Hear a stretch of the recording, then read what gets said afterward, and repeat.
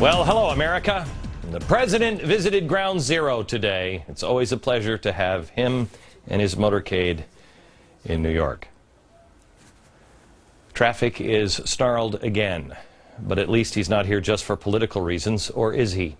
It was the first time that he has been to Ground Zero since the 2008 presidential campaign, when he, as a candidate, stood alongside Senator John McCain. Obama invited President Bush to join him here today. Bush declined, said no, he'd like to stay out of the spotlight. Obama then invited President Clinton to join him, and Clinton declined. Clinton, there are cameras. And he said, I've got a scheduling conflict. Really?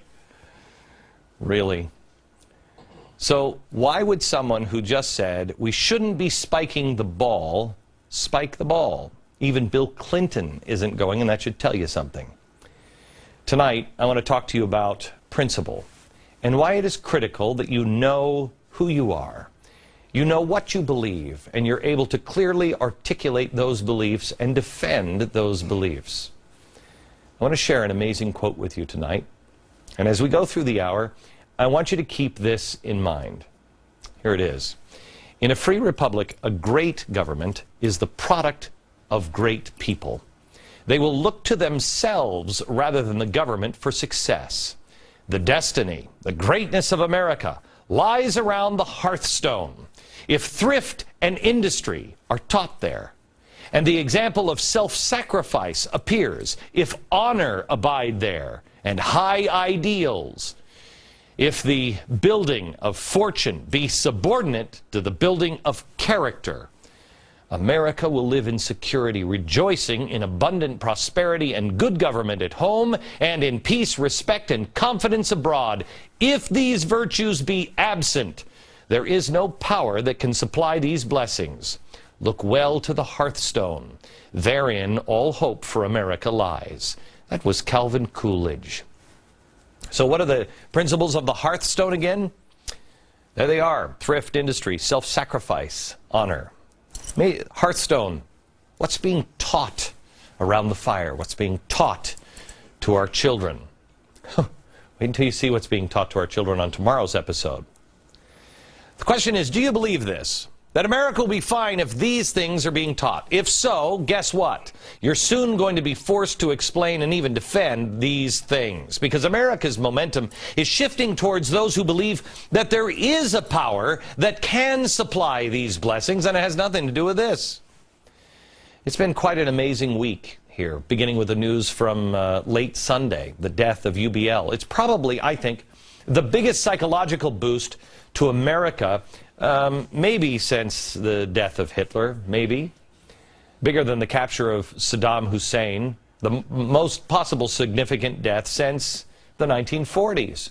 President Obama gave the green light for this operation, and therefore he is getting the credit deserved to him for the role he played in taking out UBL.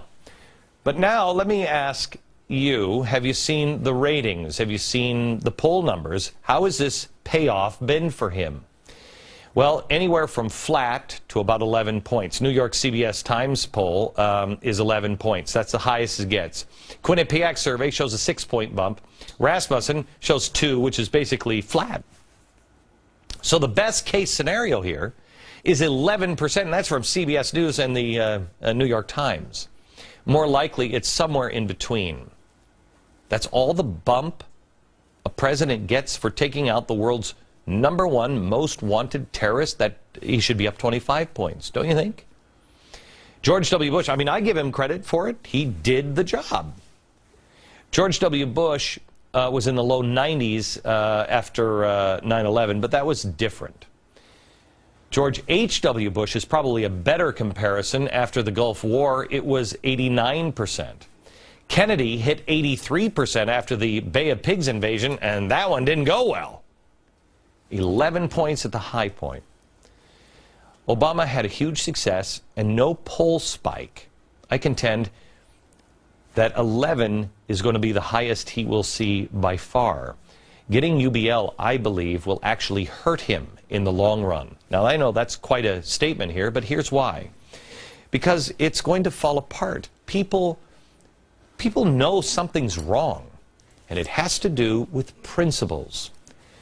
What are your principles? What is it that you believe in? Now, do you live your life by those principles? What are the president's principles? I don't know. Do you? Do our allies? They're getting harder and harder to tell. First of all, I don't know if you know this or if you've noticed, but the president is really never there at the fight. I mean, this is the first fight that President Obama has showed up to. Well, you could say, what about health care? Sure, health care was driven by Nancy Pelosi and Harry Reid.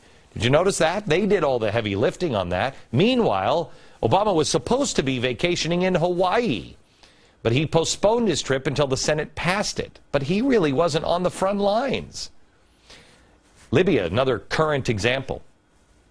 When we launched all those missiles, he was in beautiful Rio de Janeiro, Brazil, while we were launching missiles into the streets of Libya. He was absent. This is actually the first time that I can recall that he put it all on the line. He was there. And while I realize, it's not easy, as far as presidential decisions go, this shouldn't have been that difficult. But it took this president 16 hours to decide. Remember, back in August, they knew where UBL was. In February, they said, all right, we're going to try to capture or kill him, right? He said yes. This last week, they found out, we're ready to go, Mr. President. It took him 16 hours to decide. I mean, what did he do? I mean, that's a really pretty easy question, isn't it? I mean, I got to get a nap in. I got to get on my jammies and a blanket and a sippy cup. What are you doing? 16 hours? He could have gotten 2 full nights sleep. 16 hours. Put this in perspective.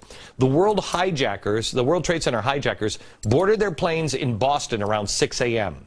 By 9:03, both planes had hit the 2 towers. That's 3 hours to accomplish the job. It took the President of the United States more than 5 times this time to make that call. Why 16 hours? This is why I believe the poll numbers will fall apart and why it took him 16 hours.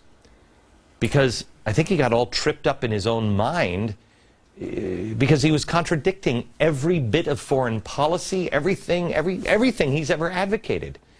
It confirmed everything that he said doesn't work. It actually did work. He ended up doing the right thing in the end, but he did so against everything he has publicly advocated for or against, and sometimes those have switched places. He's against waterboarding, right? Here it is. I believe that waterboarding was torture. And I think that whatever legal rationales were used, it was a mistake. Okay, it was a mistake, yet it was the waterboarding of the Harry Beck guy that provided the intel that led to UBL's doorstep. So that he must have been conflicted. There's probably 20 minutes on that one. Jeez, man, was I wrong on this one? Now, he's also been calling for the closing down of Gitmo. But without the information from the detainees, we'd be nowhere. He wanted all the al-Qaeda leaders tried in civilian courts. His administration is more harshly investigating criminally CIA officers who interrogated al-Qaeda leaders than perhaps the al-Qaeda leaders themselves. He wants them tried to show off our criminal justice system, but this one he just says go in and kill him. I mean, okay, there's at least, there's probably 4 hours of that one. He said we had no reason to be in Iraq. He's on the record. No reason to be in Iraq. They have no ties to al-Qaeda. Unfortunately, the guy who led to the capture of UBL was captured in Iraq. So maybe there was al-Qaeda, there were ties, what? Now you take to the UBL photos. This one really bothers me. He will not release them now because he's worried it might inflame the enemy. Okay, good. So we don't want to make things worse for our troops. However, in 2009, he pushed for the release of the 2,000 pictures from Abu Ghraib. Finally, he didn't do it because the Pentagon said, are you crazy? It's going to get our troops killed. He says he doesn't want to inflame the Muslims. And that we should all know that Muslims cannot be terrorists. Well, Mr. President, why give the most wanted terrorist a proper Muslim burial? Isn't that a burial? Isn't that offensive to Muslims? Because if Muslims can't be terrorists, why would you give Osama bin Laden a Muslim burial? That doesn't make sense. There's another hour of lost sleep. So now he's not going to release any of those photos of bin Laden because he's said now that he doesn't want to spike the football or pass out any trophies. Okay. But on the same week that he says that, he gives our enemies trophies, allowing the pictures of American troops, the flag-draped coffins, to be published. That just happened, what, today or yesterday? I'm confused, Mr. President. I don't even know what the hell. Who are you? I thought you were against that stuff and for some of the other stuff.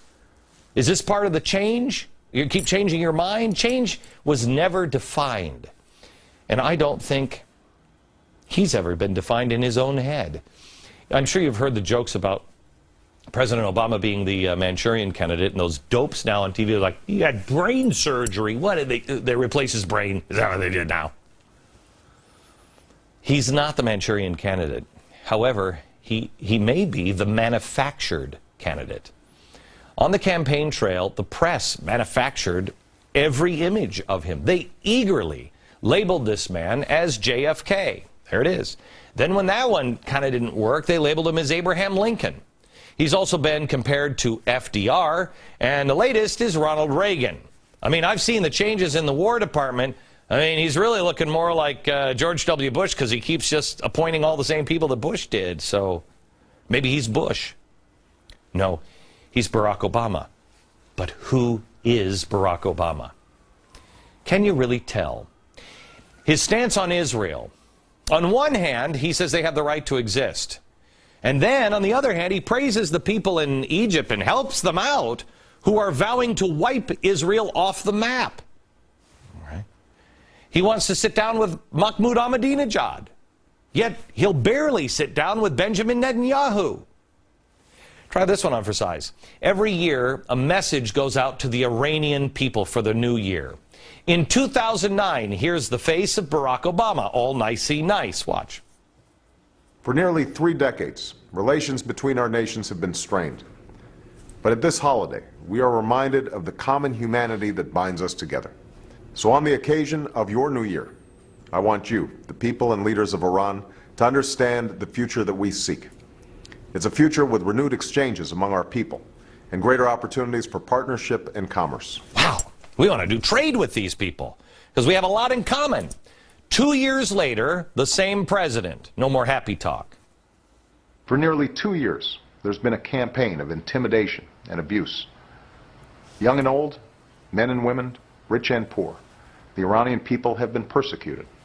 Hundreds of prisoners of conscience are in jail. The innocent have gone missing. Journalists have been silenced. Women tortured. Children sentenced to death. Is that only 2 years, Mr. President? Which is it? Do we still want to do trade with them? I mean, do you believe they're super nicey nice or they're torturing women and children? Do we publicly scold them or do we trade with them? I don't know. Now he's off to ground zero to take a victory lap. I mean, I find this extraordinarily offensive. Very offensive. But this is really, I guess, maybe for the families to decide. No, it's not. This is a national tragedy. The president said he didn't want to spike the football, but I think this is like pinning a medal on himself and taking a victory lap around Arlington Cemetery. It's despicable. But I think the American people will see through this. Thomas Jefferson said, trust the people. They'll figure it out. They may make a mistake, but they will figure it out. It wasn't long ago that he unnecessarily, strangely, stuck his neck out to defend a questionable Muslim community center across the street from Ground Zero. Do you remember? As a citizen and as president, I believe that Muslims have the right to practice their religion as everyone else in this country. And that includes the right to build a place of worship in a community center on private property in Lower Manhattan. is bizarre. The Cordoba house, possibly with terrorist ties. Cordoba, by the way, is a word that signifies the beginning of Islamic rule in Spain. And now, all of a sudden, for the first time since he's president, he's there at ground zero.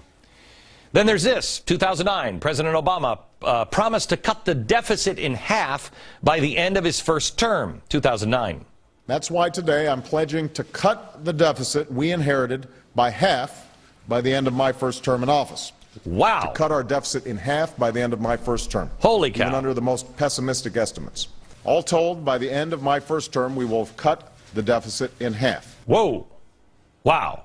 But in his first 19 months, he added more debt than all of the presidents from Washington to Reagan combined.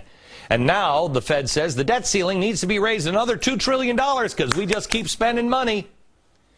You can only get away with this stuff if you are ignorant or uninformed. That's the kind of audience that will buy this kind of stuff. And lucky for the enemies of our country and those who want to destroy America, we do see through it, right? Some do. Our 8th graders now, though, don't even know what the Bill of Rights are because of what's being taught in school. Teens flocked to the internet to ask, who is Osama bin Laden? How do they not know? Well, they don't talk about 9/11 once a year in school the way that they probably should. Do they mention the guy who did it? Guy probably still at large. Should we mention that? No, probably not. Because this president made 9/11 not a day of remembrance, but, quote, a national day of service and remembrance.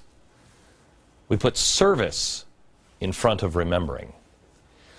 Those kids that were Googling bin Laden don't know also about 9/11 because we sheltered our kids. We're afraid to show them what happened. It'll be too traumatizing. You know what? You fall down and go, ow, and you get a boo-boo from time to time. Boo-boos hurt. This was a very, very, very, very, very, very big boo-boo. But we should let our kids understand. We can't even show the towers falling. I can't show them on this network, and I couldn't show them on CNN. Why? Too traumatizing to show the towers coming down. Quite honestly, they should be shown at least every September 11th. They should be shown maybe every day, because we're forgetting. Things will get very ugly if we don't know who we are. And whether it's through laziness or apathy, agenda, or whatever, we are losing that knowledge. That's why it is critical that you are able to articulate what we are and who you are and keep it alive. The president himself cannot define himself, and because the government is such a huge part of our lives in this country now, he can't define himself, so we can't define our nation, and neither can our allies, whichever ones we have left. Let me ask you a question. Are we a capitalist nation anymore? Have you seen the Fortune 500 list and who's on there? I love this. You got GE, GM, and Fannie Mae on the top 10. Fannie Mae, excuse me? All of these guys are in bed with government, taking bailouts, or they are the government. What are we? Are we a capitalist country? I don't think anybody knows. And that's the problem. We're doomed if we can't define ourselves. Let's look at some of the topics here that we've covered. Israel, he loves Israel, but I got to distance myself from them. Iran, we love Iran, but there's no real action here. Waterboarding, it doesn't work, but we use the info proving that it does work. Capitalism, he loves it, but he dismantles it. Debt, against it, but spends more than any other president in history. Hello? Here's reality. Israel. They're our friend. Iran. Love? No. Enemy. Waterboarding. Sucks, but it works. You want to debate? You can't debate anymore if it works. We know it works. Now, should we do it? That's up for the American people. Capitalism. Do I even need to answer? Hello? You know what, let me tell you something. When it comes to GM, get out of the car business, America. And if you're going to get into a car business, what do you say we get in with Honda? What are they going to do? A Chevy Volt doesn't work. Are we going to keep spending money until they come up with a Chevy Spark? Debt. He's against it. But he's spending. Cut spending. Stop it. The president wants our identity to come from government, from the collective. It must come from the individual. It must come from shared values and principles. Know them, share them, debate them, or lose them. We have to know who our friends and who our enemies are. The youthful revolutions in Egypt, the Middle East, everybody was cheerleader. Commentators and the president, everyone across the board applauded the largely peaceful democratic revolutions. And now we have the Palestinian president and leader of Hamas meeting yesterday to sign the Fatah-Hamas Accords. Looks like they've kissed and made up here. The agreement was signed in Cairo, and with it came a stern warning to Israel from Mahmoud Abbas. Quote, "We reject blackmail, and it is no longer possible for us to accept the occupation of the Palestinian land." Then Syria. The Syrian-based head of Hamas said, quote, "The common national goal is to establish a Palestinian state with Jerusalem as the capital, without settlements and without giving up a single inch of it. And the right of return." Oh, this is going to be a good summer, isn't it? Is this the democracy we were all for? Because, again, I'm confused. We're not bombing in Syria, but we are bombing in Libya. Why? Where are our principles? What are our principles? And where's the press? Why are they ignoring it? Just like they're ignoring everything else. The Lara Logan story, CBS ran, and networks stayed off of this immediately because it was in her best interest. People felt horrible about what had happened, and nobody wanted to make a whole scene out of it. But now she did. She did. The freedom, peaceful, loving people in the crowd that everybody cheered.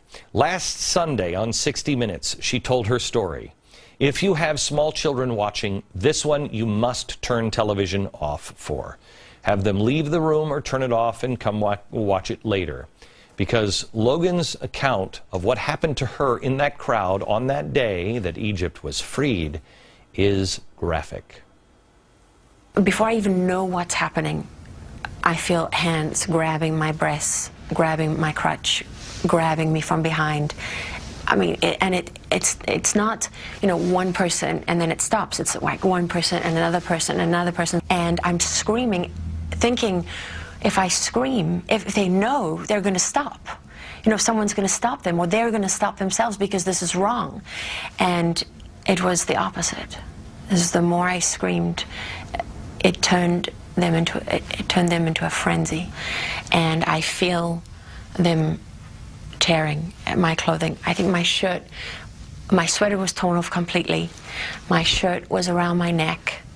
I felt the moment that my bra tore. They tore the metal clips of my bra. When my clothes gave way, I remember looking up and seeing them taking pictures with their cell phones.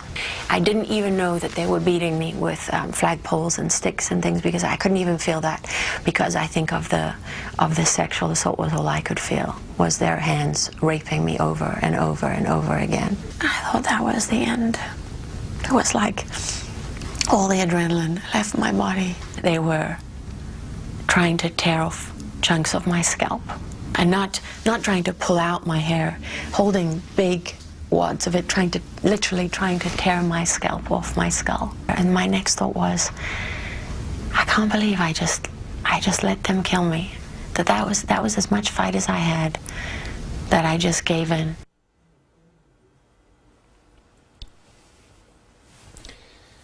This is what democracy looks like. Why isn't the media all over this? I mean, she's one of their own. And it's now being ignored. Evil, is being ignored repeatedly. There's something else the media is missing. A week after this happened, the 9th most powerful Muslim in the world, Yusuf al-Qaradawi, the Muslim Brotherhood's spiritual leader, was speaking in the very same spot. And the crowd was chanting, "Death to Israel, death to Israel." A dark, dark period is coming in the Middle East and perhaps the globe. And the sentiment is spreading here in America. I don't understand it. Here it's quite easy to see evil and good. I don't understand how it's being ignored. But I can understand now why no one in the world can figure out what America's principles are anymore.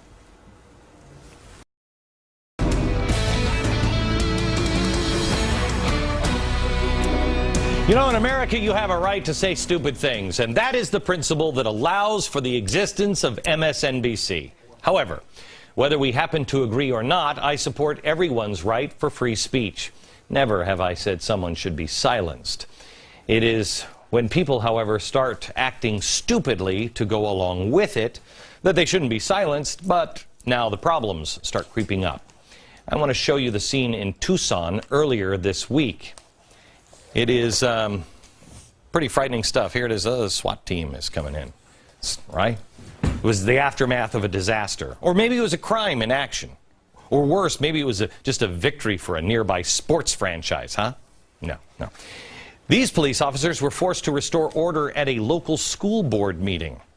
If you remember, I told you the story last week after a Tucson school board meeting got a little out of hand before it ever got underway.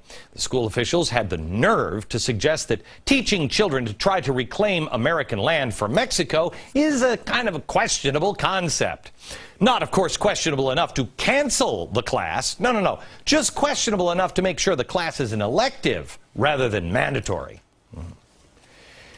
There is a legitimate question over whether this class is even legal. You see, Arizona has one of those crazy laws that public schools just can't promote the overthrow of the United States government or promote resentment towards a race or class of people, among other things. What hate mongers in Arizona. You remember when you were a kid and you got back from recess only to spend the rest of the afternoon learning how to overthrow the government? Oh man, those are the days. So what else is taught in this wonderful class? Well, I have some of the material here. It's really fantastic. I like the part about Thanksgiving. Thanksgiving is the day when the dominant white culture celebrates the beginning of genocide. Oh, those memories of turkey, stuffing, cranberry sauce, and Grandma talking about genocidal celebrations. Sorry. Yes, it is part of the upbringing of every gringo. But let's not forget the fantastic scholarly moments when kids are taught that Americans are currently taking over America through multiplication. Yes. How did students react to the extreme injustice of having to opt into this wonderful class? Watch.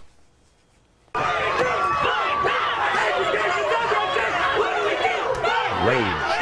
They actually chained themselves to school board members' desks, refusing to leave. The meeting was canceled, but some of the members snuck around to watch the chanting, which continued for an hour.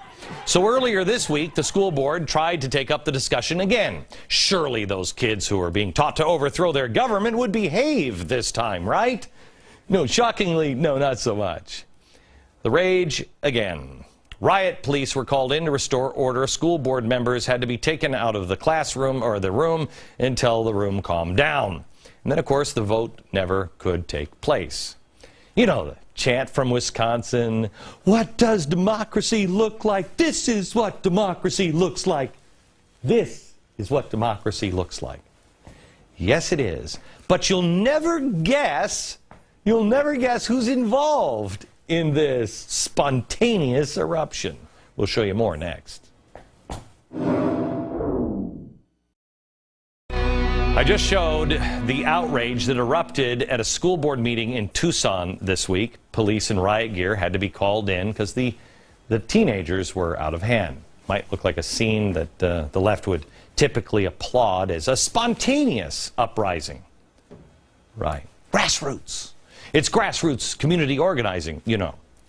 But this time, even the liberals are concerned. Journalist Mike Shaw, who lives in Tucson, Arizona, talked to a woman who describes herself as a former community organizer and a Democrat. She is part of a nonpartisan group that was asked by the school board to look into this curriculum. She says this program has been hijacked by social justice and called the Mexican-American curriculum inflammatory. Now, one of the group's other members, a former teacher, described the type of teaching that is going on now in the class. The same way of teaching that's being done in Nicaragua and other communist-controlled countries, it's Marxist-driven. It's all about opposition to capitalism. It's all about the class struggle, and it's all about looking through everything through the lens of race. America got to wake up pretty quickly. The kids, you see, are protesting, and they're part of a youth group. Yeah, and they're being coached to act this way by a local professor. He was in the back of the room handing out speeches to each of the children. They were being ordered, commanded, and they were being good soldiers. No one in the world could have convinced me that that was actually occurring until I saw it myself. That lady is the one who is the Democrat, liberal, that actually agrees with social justice, that's saying, help. They're also getting support from local community organizers. Well, I want to show you this picture. I mean, let me show you the picture of the protest here. You recognize anybody in this one? Put the shadow, put it on. Whoa, who's that guy? Look familiar? Ward Churchill, you remember him? The former University of Colorado professor who was fired after his comments about 9/11, calling the innocent victims of 9/11 little Eichmanns. You remember, that eventually led mercifully to his firing. What on earth is he doing in Tucson? Probably looking for a job. Seems like teaching this sort of material would come quite naturally to him. Do you remember how upset people were just a few years ago when he was teaching in a college classroom? Now, imagine this guy is now rounding up little troops in high school. Where's the outrage? Where is it? In Tucson, people are now starting to split. People who have been friends for years aren't talking to each other. Read the curriculum. We'll make it available at glennbeck.com later today. You've got to see this stuff. The state, by the way, is expected to rule this month whether or not this program adheres to the law at all. I can save you some time. It doesn't. The school district stands to lose millions in state funding, which, of course, they should if they can't stop teaching kids to revolt against the government. I mean, it's really not that high of a standard to clear, is it? Wake up, America. Indoctrination is repeating itself over and over, not just in Arizona, but all around the country. And tomorrow night, I'll be talking to teachers from all around the country who have said they've had enough. They've had enough. Don't miss tomorrow's episode. A few years ago, I met a guy named Marcus Luttrell. I met him after I had been told over and over again about this book. He's the only guest I've ever had on my radio show that I asked back 3 days in a row. He told the story of this book on my radio program. It was the most amazing 3 hours, I think we did, of probably my broadcast career. And we became good friends, and I love him. He is the lone survivor. This is the story of SEAL Team 10. He was the eyewitness to Operation Red Wing. It is a story of courage and compassion. This Saturday, the Navy is christening its newest warship, the USS Michael Murphy. He was a member of SEAL Team 10 and good friends with Marcus. They went into Afghanistan after the World Trade Center bombing. They were some of the first people in Afghanistan, and what they were doing there is they were just trying to watch one guy. They were told, just watch him. Keep track of him. They were looking for one guy, and they were hiding. And it was their compassion that got 3 of the 4 killed. They had 100 Taliban fighters that they were around, and they were hiding, and a shepherd came over the hill and stood on this log. And one of them was hiding underneath the log, and he just kept thinking, don't look down, because they had to kill him if they were found. Just then, the shepherd's son stood up on top of that log as well. They looked down. The SEALs didn't kill the child. They just couldn't kill an innocent child, even though that's what they're ordered to do. If you get caught, you kill them, otherwise they're going to turn you in. Well, one of them said, we can't do it. And their compassion had them let these two go. Well, as soon as they got over the hill, they went right to the Taliban and ratted them out. And Lieutenant Murphy's courage and his compatriots, the courage that they all displayed, is the reason why his name is on this ship. My friend Marcus Luttrell and two of his other SEAL members were trapped in a ravine with Michael Murphy. And they could no longer get a signal out. And there were 2,500 Taliban now trapping them, and they're just shooting down. And they're dying one by one. And Lieutenant Murphy knew they had to call for help.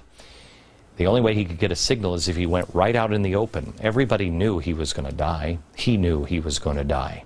But he went out and made the call, and the Taliban shot him. At one point, they shot him right in the center of the back, and he dropped the phone, and he reached down and picked it up and finished the call. He even said, "Thank you," at the end, before he hung up. He died trying to save his friends. This is the most incredible story you will ever read, The Lone Survivor by Marcus Luttrell. I am proud to call Marcus my friend. He is the only surviving member of that team. I told this story on the air today in a little more detail. You can hear it if you go to glennbeck.com. But it's appropriate on a week where we are saluting the SEALs. How appropriate we salute Navy SEAL Michael Murphy. A ship named after him. But to me, it will always have a subtitle: Compassion and Courage. Coming soon, the first ever Glenn Beck quiz show. Think you could answer questions about the stuff Glenn's covered over the last 2 years? I talk about the dangers of big government, collective salvation, the Tides Foundation. If so, we'd like to put you to the test. Who does Glenn call the spooky dude? Spooky dude. Who does Glenn hate? Hate this guy. Who does Glenn love?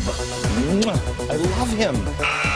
Show off your Beck IQ and write in for tickets at beckquizshow@foxnews.com. Do you understand?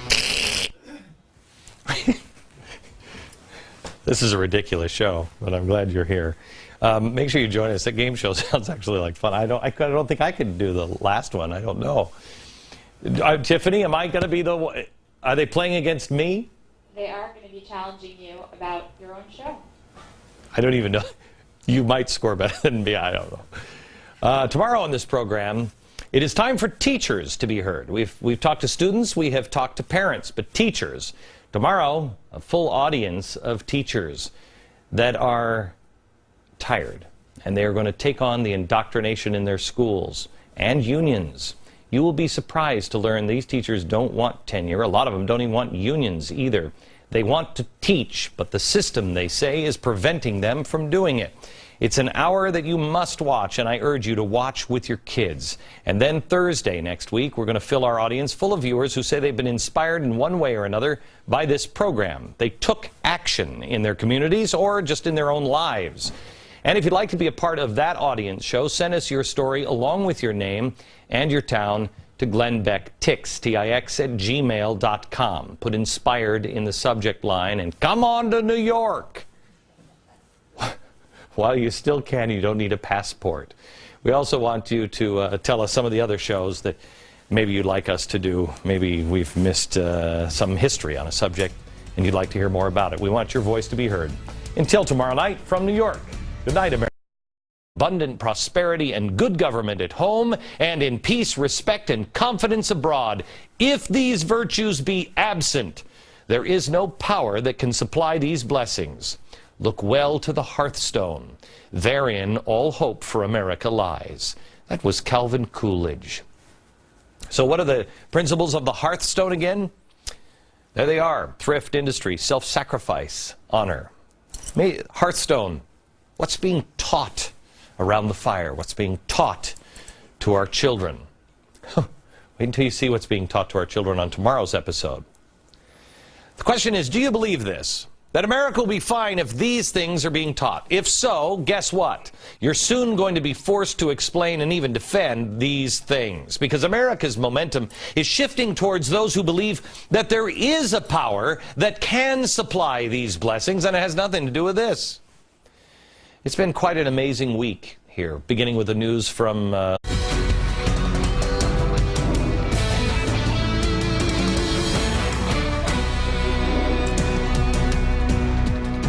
Well, hello, America. The president visited Ground Zero today. It's always a pleasure to have him and his motorcade in New York. Traffic is snarled again, but at least he's not here just for political reasons, or is he? It was the first time that he has been to Ground Zero since the 2008 presidential campaign, when he, as a candidate, stood alongside Senator John McCain. Obama invited President Bush to join him here today. Bush declined, said no, he'd like to stay out of the spotlight. Obama then invited President Clinton to join him, and Clinton declined. Clinton, there are cameras. And he said, I've got a scheduling conflict. Really? Really? So why would someone who just said we shouldn't be spiking the ball late Sunday, the death of UBL? It's probably, I think, the biggest psychological boost to America, maybe since the death of Hitler, maybe. Bigger than the capture of Saddam Hussein, the most possible significant death since the 1940s. President Obama gave the green light for this operation, and therefore he is getting the credit deserved to him for the role he played in taking out UBL. But now let me ask you, have you seen the ratings? Have you seen the poll numbers? How has this payoff been for him? Well, anywhere from flat to about 11 points. New York CBS Times poll is 11 points. That's the highest it gets. Quinnipiac survey shows a 6-point bump. Rasmussen shows 2, which is basically flat. So the best case scenario here is 11%, and that's from CBS News and the New York Times. More likely, it's somewhere in between. That's all the bump, like the ball. Even Bill Clinton isn't going, and that should tell you something. Tonight, I want to talk to you about principle and why it is critical that you know who you are. You know what you believe, and you're able to clearly articulate those beliefs and defend those beliefs. I want to share an amazing quote with you tonight. And as we go through the hour, I want you to keep this in mind. Here it is. In a free republic, a great government is the product of great people. They will look to themselves rather than the government for success. The destiny, the greatness of America lies around the hearthstone. If thrift and industry are taught there, and the example of self-sacrifice appears, if honor abide there, and high ideals, if the building of fortune be subordinate to the building of character, America will live in security, rejoicing in a president gets for taking out the world's #1 most wanted terrorist. That he should be up 25 points, don't you think? George W. Bush, I mean, I give him credit for it. He did the job. George W. Bush was in the low 90s after 9/11, but that was different. George H.W. Bush is probably a better comparison. After the Gulf War, it was 89%. Kennedy hit 83% after the Bay of Pigs invasion, and that one didn't go well. 11 points at the high point. Obama had a huge success and no poll spike. I contend that 11 is going to be the highest he will see by far. Getting UBL, I believe, will actually hurt him in the long run. Now, I know that's quite a statement here, but here's why. Because it's going to fall apart. People know something's wrong, and it has to do